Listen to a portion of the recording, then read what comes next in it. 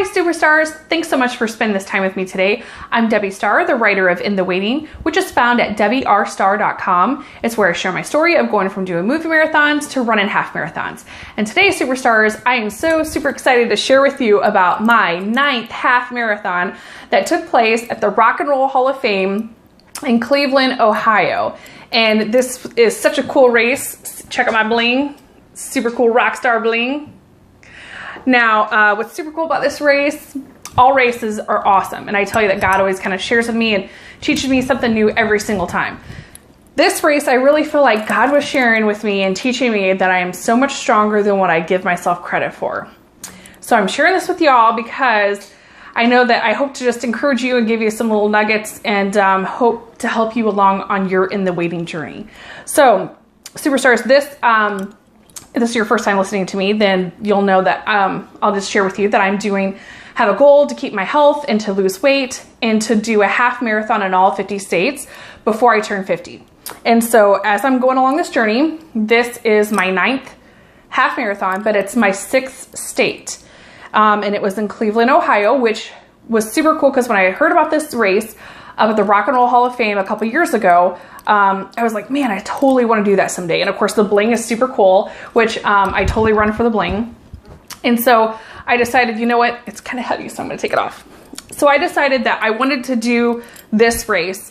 And I had went to the Rock and Roll Hall of Fame a few years ago. It was actually for our 5th wedding anniversary and my son's 4th birthday. We took a road trip and went and visited the Rock and Roll Hall of Fame. And while we were there, it was super cool, awesome. Well, this time going back, not only did I get to run the half marathon race, which was super cool, and it was a rock and roll race, but you also got a free ticket to the Rock and Roll Hall of Fame, which is so super cool, added bonus. So we went to the Rock and Roll Hall of Fame the day before and got to go all the way through it. They completely remodeled it from the last time we were there. Of course, granted, it had been 8 years, and it was so cute because my son was 4 and I was pregnant with our daughter Melody at the time. And so here we were returning 8 years later. Ethan's 12 and Melody is now 7. And so it was just super cool, total like reminiscing, and also being able to see just how far I've come on my health journey. And so anyways, this race was super cool. And the fact that it was totally different than most all races. And so I'm going to share with you how that is.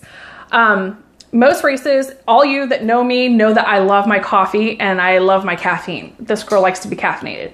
Well, here's how this race started. Okay. I should back up and say it's been a super busy summer. Super busy summer. I've had so much stuff going on. So my training has not been up compared to what it's been in my past races. All of my races that I usually run, I usually make sure that I've at least done 12 miles, sometimes 12 and a half before I go run my half marathon. That way I just mentally have that in my mind. If I get to the point where I'm tired and fatigued, which you are when you're at that part of the race, that I know, okay, it's only another mile or it's only another half mile. I can do this. I got this. This race, I've been so busy and it's been super hot and lots going on that the last long run that I had done was like the month before in Kentucky, and it was only 10 miles. So yes, it's double digits, but it's 10 miles. It's a couple miles less than what I normally would do. And so going into this, I just thought, you know what, I got to just let go of the whole expectations of getting this great PR or running so much super faster or cutting this race. I want to just really go and enjoy this race. So I made that decision before going that I knew, okay, this is probably not going to be a PR race, but I'm going to go and have fun. I'm going to totally enjoy it. And I'm so glad I made that decision before I got there. Otherwise, the morning of, I'd have been super disappointed. So the morning of the hotel that we happened to be staying in had a Starbucks in it. So I thought I'm all prepared, right? I got everything going. So go downstairs to grab coffee. Starbucks is closed. I was up before the Starbucks opened. So this girl started her race with no caffeine and no nutrition. Now, I totally don't recommend this, Superstars, to anybody. However, this was the situation that I was in, and I was determined I was going to go and I'm going to go run this race. And I wasn't going to just use it as an excuse and not go. So I decided to go. And so I went and started the race. I started the race off like, okay, God, I just totally 100% surrender this entire race to you. Because I don't know how things are going to go or how well I'm going to do, but I'm going to give it my all. So when I started off, that was my attitude and that was my prayer as I went in. And it was totally awesome. This race takes you, you start at the Rock and Roll Hall of Fame, which is the pyramid there by the lake, and it takes off and it goes all the way through Cleveland, through different downtown streets of Cleveland, then it goes through an amazing, super cool park that was beautiful to run through, and then wraps back down through the downtown to the lake, and then you run along. I think it was the last like 4 miles of this race was all running along the lake. And so that was cool to see, like the boats and all that kind of stuff on the lake. And then of course having a little bit of a breeze was a relief too, because this was definitely a hot race. It was like 80 degrees, probably over 80 degrees by the time I was done running. But so as I'm running this race, I'm 6 miles in, haven't made it to the super cool park yet. I was still running on the hot streets and things like that. And I just started praying to say, okay, God, here I am almost 6 miles in. I've got another half. I'm only halfway through. I need strength and energy. I need you to help me to get this through. And God, thank God for Lord answering my prayer, and thank God for honey stingers being there, because then just up the road, this lady was standing there with a couple of honey stingers. And so one of them actually had like 35 milligrams of caffeine in it. So I was able to take that and get some nutrition and get some energy, and it helped me. And as I was running too in this race, I knew that I wanted to at least stay under the 3-hour mark, because since I have gotten, made my PR of getting under 3 hours, I knew I don't want to go backwards. I don't want to go that backwards, so I definitely had that on pace that I wanted to be under 3 hours. And so as I was running, I kept seeing the pacer, or kept hearing the pacer kind of coming behind me, of the 3-hour guy. And when I would see him, I would take off and start running again. And of course I run the entire thing, but I just would pick up my pace. And then I would be getting tired and fatigued, and then I'd be slowing down, and then I would hear him coming again. Well, at this point, after I did get a little bit of nutrition, I was still tired. I was just tired physically, I was tired mentally, but all of a sudden, next thing you know, here I am running through this park, and it's just him and I. And this guy's name was Miguel, and he was super cool, super nice, and I totally feel like he was a God-sent angel to help encourage me to get through, excuse me, from that mile 7 to the double digit of 10, because there's just something mentally there, like that 8-9 mile mark. You're so tired and fatigued. You're not yet to the double digits. You're like, I still have like 5-6 miles left to go. And so you can easily get tripped up on that and get to what they call like the runner's low, where you just are bogged down.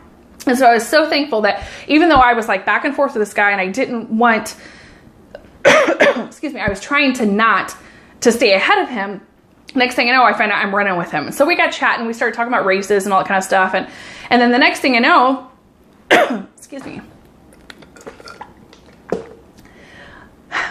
So then the next thing I know, he says, hey, he looks at the watch. We're almost to the 10-mile mark. He's like, well, I've got 3 minutes in order for me to get to that 10-mile mark. So he's like, I'm going to go ahead and let you go. So he stayed back, and I was able to go ahead. Well, then towards the end of the race, the last few miles, I was getting tired and fatigued. So of course, through like mile 10, 11, I was feeling pretty good. I was like, okay, great. I'm like running ahead. And then I started getting slow, and I started getting tired. And then the next thing you know, there he is. And then I see him, and he passes me.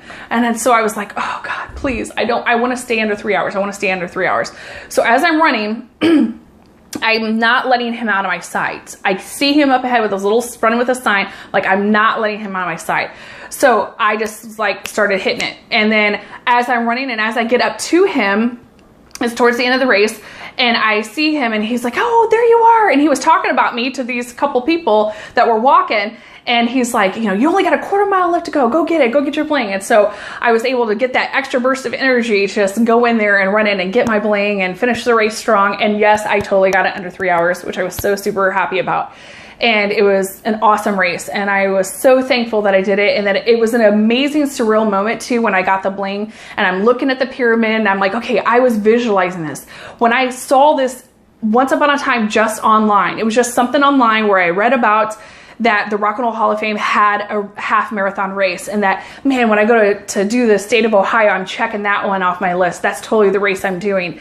And to think that I visualized that, I thought of that, and I dreamed about doing that someday. And then here I was standing there with my bling, have just completed my half marathon in the state of Ohio, my 9th one, my sixth state and looking at the pyramid, looking at the water, I'm like, oh my goodness, I'm living the dream. And it was just an awesome, super cool, surreal moment. And I was so thankful to God. And I just felt like the Holy Spirit just shared with me and encouraged me and let me know you're stronger than what you think you are.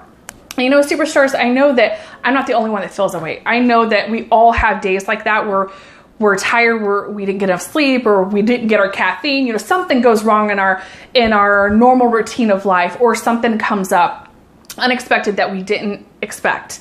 And it can totally change us and get us off track or get us distracted. But I'm just here to encourage you to stay determined, to stay on task, to keep on keeping on. And eventually, superstars, you're going to reach those goals. You're going to find yourself living that dream. And I'm not done dreaming. I still have lots more dreams. I have lots more goals and lots more things coming up that I'm wanting to do. But I'm just so, you know, I went from being so tired and fatigued in that last like mile or so of the race to then the moment I got that my race blank, and I'm realizing I had just this awesome supernatural rush of adrenaline and just like, God, you're awesome. You know, just thanking the Lord and being thankful that I was there with my family and that this had happened and that I made it through this race without coffee. And I mean, all you superstars that know me, you know that this girl loves her coffee and I need to be caffeinated. And so I'm sure that you're like, this is unbelievable. This is impossible. I can't believe that, you know, Debbie was able to run a half marathon without having any coffee of any type. But superstars, I totally did. So I'm just here to tell you that, you know, some things that we think we're not capable of, if you press into God, He's going to teach you and show you that you are. So superstars, I just hope that this encouraged you. Share it, give me a like, subscribe to my channel so that way you can just hear me along my journey of all my other races that I have done. You can go back and watch past episodes and then also watch those in the future that I'll be posting. And superstars, my prayer always for you is that you will be patient and make healthy choices while you are in the waiting.